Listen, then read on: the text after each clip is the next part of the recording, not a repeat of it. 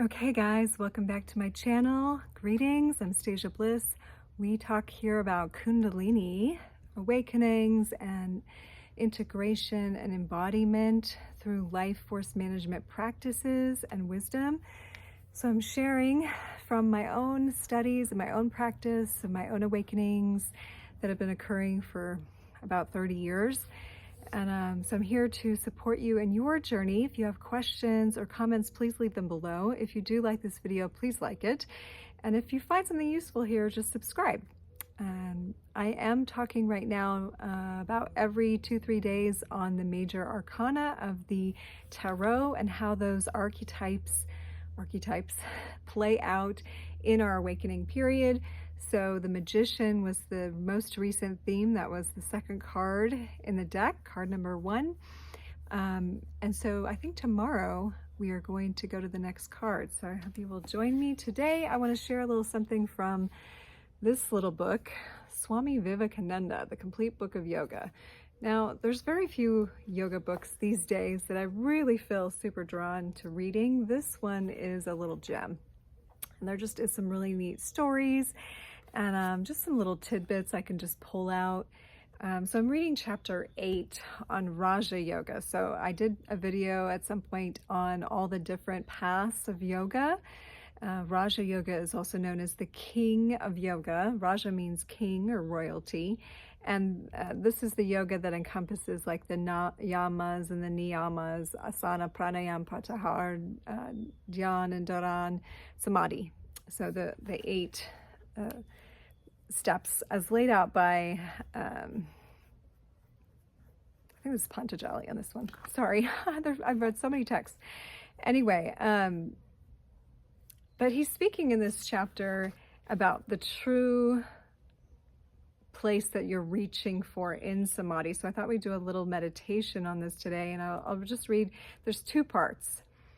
The following is the summary, okay, as translated from the Kurma Purana on Raja Yoga. And it says, the fire of yoga burns the cage of sin that is around a man. So I like to think of sin as, in yoga, it'd be like the samskaras, right? The experiences, the memories, all this stuff. So in my energy work, body code, emotion code, subconscious mind work, that would be like the programming or the trapped emotions, that cage of sin, the negative mind patterns, the repeating beliefs, the self-sabotage and other people's opinions, all that stuff. So the fire of yoga burns this cage because it does act like a cage and imprisons the true us. Knowledge becomes purified, so then you really know. And nirvana is directly obtained. So nirvana is bliss, right? From yoga comes knowledge. So any act of yoga, which we talk about a lot, bringing mind, body movement, and breath, presence in the moment, right? He who combines in himself both yoga and knowledge, with him the Lord is pleased, it says. And the Lord, of course, is the highest source, space, whatever you call that. Those that practice Mahayoga, either once a day or twice a day or thrice or always, know them to be gods. Meaning the self knows the self as this divine being. So what is Mahayoga? Okay, so according to him, yoga is divided into Abhava and Mahayoga. Abhava kind of reminds me of like an atheist's beliefs on the world. It's basically just sitting and knowing yourself as a nothingness, okay? And there's some Buddhist practices like this as well, where you are the nothingness, okay? Abhava. And the Mahayoga is one where one sees the self as full of bliss and bereft of all impurities and one with God. Okay, so there's 2 ways of doing this yoga. You can really just dissolve into the nothingness, or you can feel that you are the bliss of all that is, like you are the God, divine self. Both are yoga. The second one is the Mahayoga, right?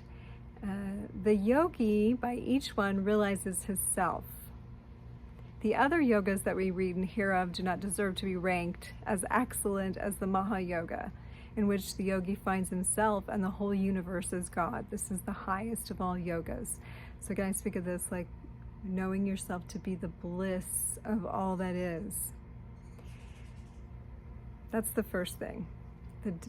And of course, the practices, the pranayama, the asana, the mudra, the mantra, these are all like training camps for our voice, for our chakra system, which is our energy system, for our physical body, for our breathing, right? So that we can get situated so as to become that divine vessel where our consciousness is purified enough to access this state, right?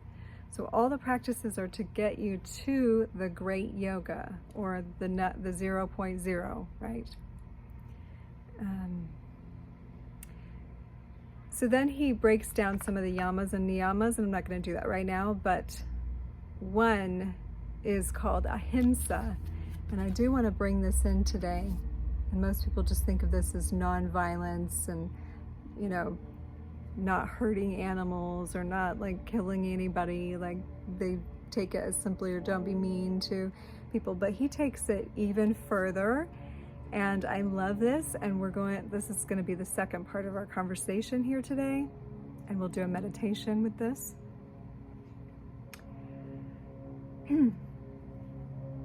Never producing pain by thought, word, and deed in any living being is what is called ahimsa. There is no happiness higher than what a man obtains by this attitude of non-offensiveness to all creation.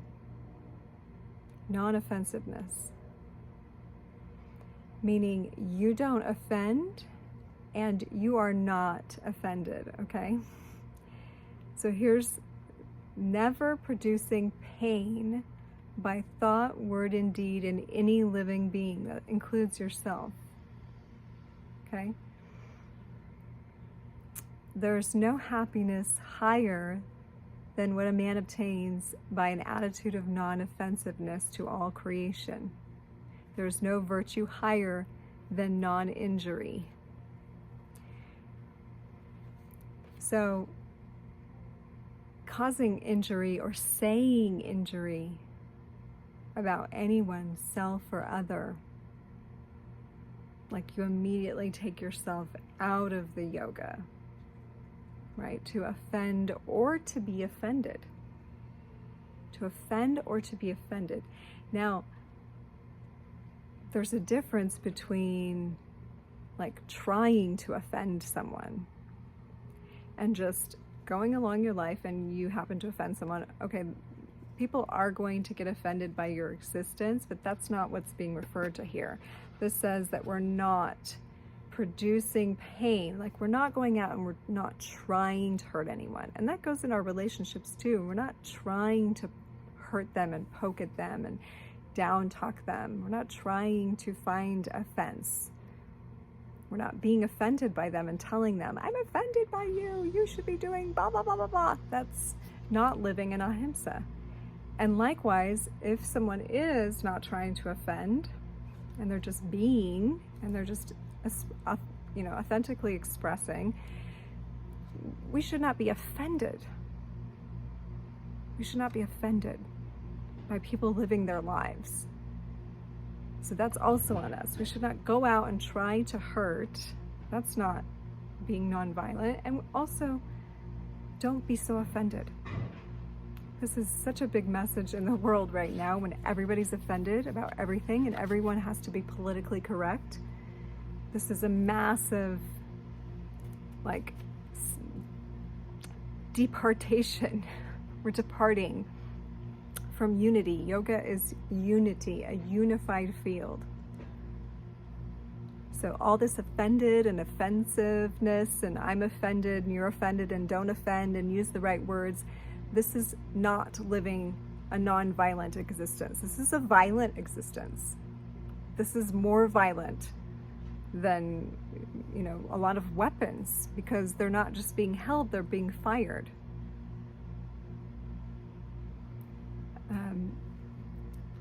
So in an awakened life, we seek not to offend nor be offended. And that's to purposefully offend. If you're living authentically, not everyone's going to agree, and everyone can just go camp somewhere else, you know. So learning to live in harmony with each other means respecting differences, respecting that not everybody is going to be the same or think the same or believe the same, and we shouldn't. We should honor the beauty and diversity of the human experience, which includes all ways. There are all ways. There's a Trevor Hall song that sings that. There are all ways, all ways. And we're all doing this thing in a way that's most resonant to who we are. And in truth, none of us are exactly the same. In altogether only are we one. Altogether do we only have all the parts of humanity, the whole picture. So when we start cutting out parts and separating, we're not getting the whole picture. And this really comes down to the ultimate shadow work, which yoga is all about integrating the shadow. It's about integrating positive and negative polarities in us, right and left brain, right and left nostril breathing, the parasympathetic and sympathetic nervous system, the left and right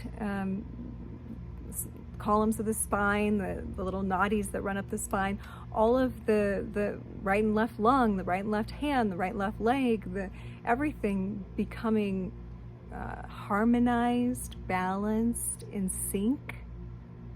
So our sleep cycles are regular, our nervous system can be regulated. You know, the side effects of not integrating the shadow, of denying parts of existence and saying, no, I'm offended by parts of reality, we are fragmenting. We're fragmenting ourselves doing that, and we're not whole. And we aren't as powerful, and we become vulnerable and weak to disease and prone to decay when we deny parts of reality, deny parts of ourselves by saying ew, ew, ew to everyone around us. So there's a difference between, it's fine, you have your reality over there, that's fine, I respect that, and vice versa, and saying these people shouldn't exist, you know? So we'll just do like a tiny bit of shadow work on this before we end this video to help integrate, because this is a Kundalini embodiment channel.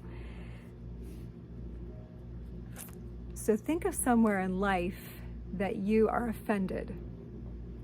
And when I read this, it's not to say like none of us should be offended, none of us, you know, none of the people truly on the path are offended. No, everybody gets offended about something, okay? I can find it in myself.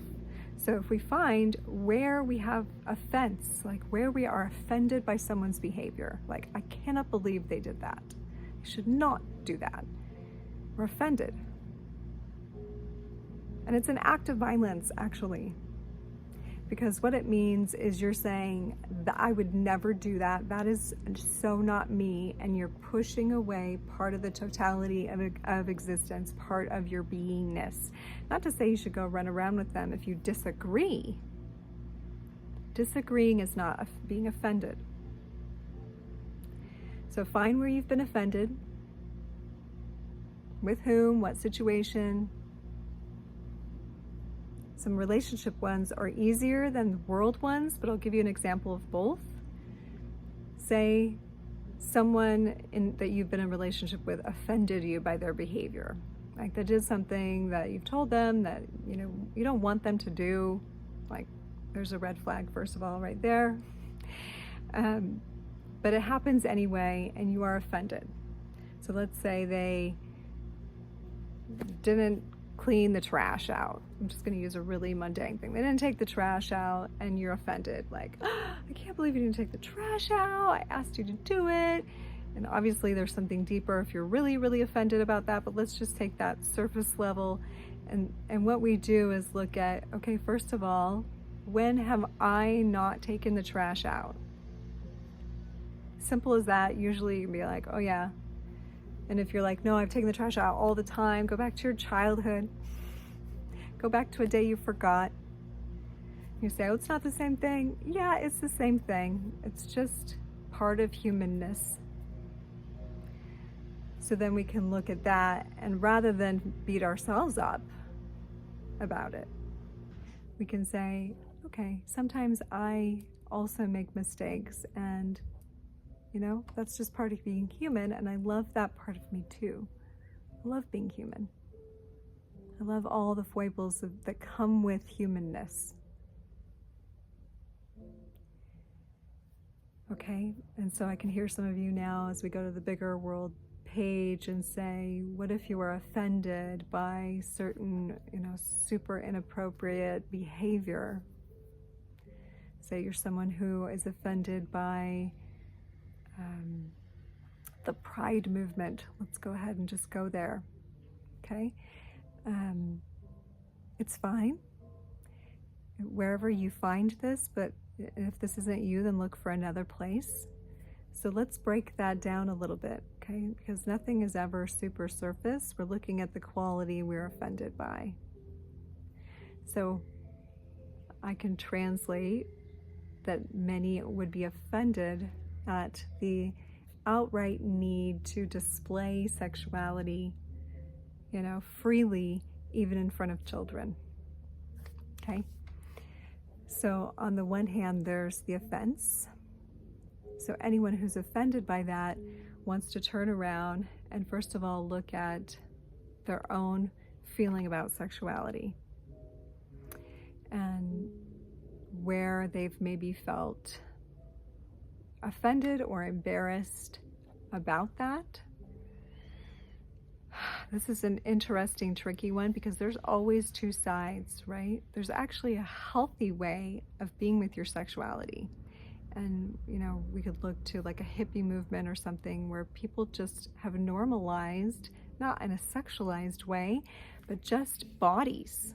Bodies are bodies. Bodies are sexual things, but they're also beautiful and they're just bodies, you know? And so each one of us, if we haven't had the opportunity to love our natural self, I think the offense goes into someone's professing to just love themselves the way they are, no matter how weird that looks to anyone. So we'd all really like to love ourselves exactly the way we are, right down to our transparent, raw self, like our naked existence. Can you be like accepting of your own raw existence? Can you love that part of you too? And the triggering might come from not enough of what we think is quote unquote normal around that has been displayed in reality. And that is true. That's a bigger human piece that we all want to tackle together, which is the balancing point, I think, maybe is sacred sexuality. Like truly sacred sexuality has not yet found its presence in teaching in reality, okay? So that's one for the humankind that really wants to be delved deeper in. I'm not gonna make this video about it today, but the shadow work, to go back to the being non-offended, the ahimsa, the great yoga. So let's just end with a little meditation here, and I'll tie all this together, okay? So if you just want to close your eyes, take a deep breath into your body, and first of all, just feel your physical form. Feel where you're seated, where your body's touching down, the weight of your body, and then just begin to take a breath. up and down your spine.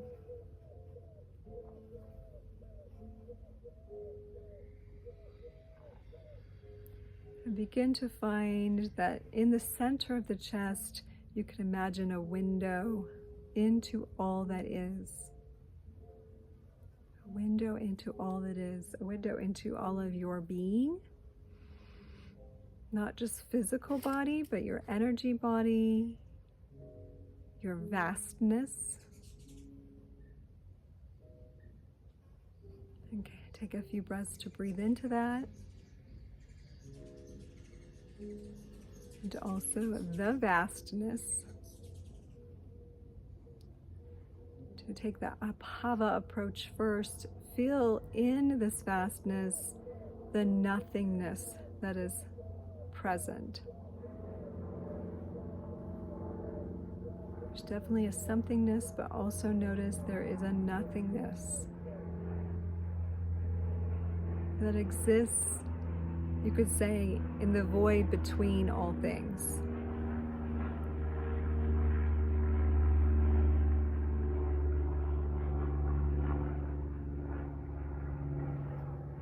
Breathe into that void, that 0.0 field.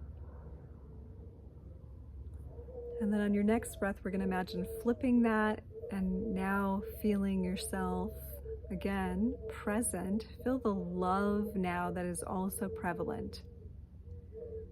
Feel the love that extends throughout your being into all that is. Innate source frequency. That is actually the life essence behind every cell in your body.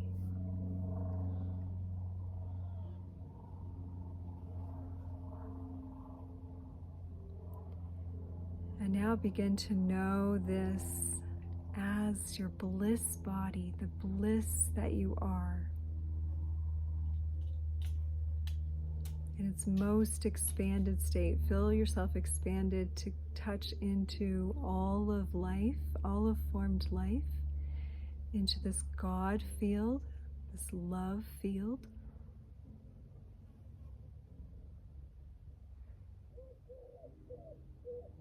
This divine energy field that's nourishing and supporting and uplifting and inspiring your life. And then become aware that everyone on this planet is also in this field, also part of this field.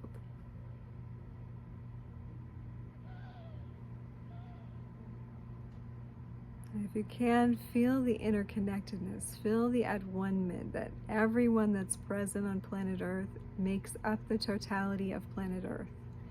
And that includes not just the people, but the animals, the insects, the clouds, the trees, the bushes, the flowers.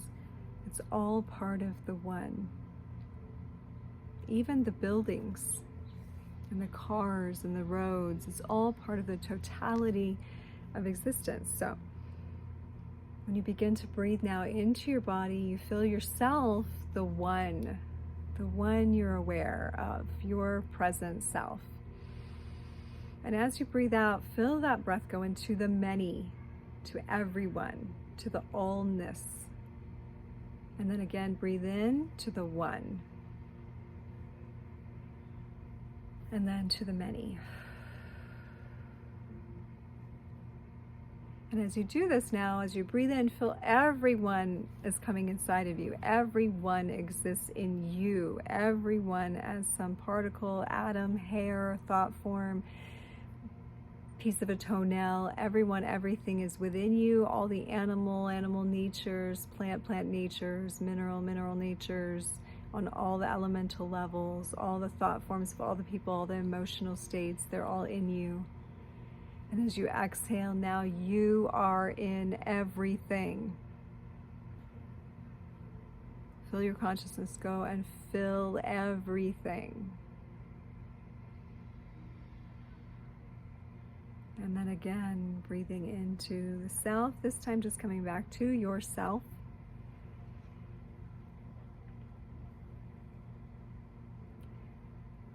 Hands come together at the heart. If you want, you can palm by bringing palms together and putting them over closed eyes to bring prana into your eyes and open your eyes if they're not open. And now we come back to this idea, this thought of ahimsa. We explored the Bhava and Mahayoga meditations to come to this place now where we really know we're connected to everything. We really know all of life is us. So moving in our days today with honor, with respect for all of life, doesn't mean we don't have boundaries, that we can't decide where we're going to place ourselves in reality, but when occurrences happen and people are doing their thing, we got to remember everyone's in their own phases of awakening. We can only manage us. We can only manage us. And to stay in that love field, to stay in that place where we remember the connection, either in the nothingness or in the bliss, still, only we can decide if that's going to disturb us. If something going on is going to disturb us, we can always remove ourselves. We can always have a different thought. We can always choose to not be offended and to not intentionally offend, right? So I have more to say on that another time. I'm going to go ahead and end it there. I hope you have a beautiful day. Join me again tomorrow as we revisit the archetypes of the tarot. And yeah, I love you, and namaste.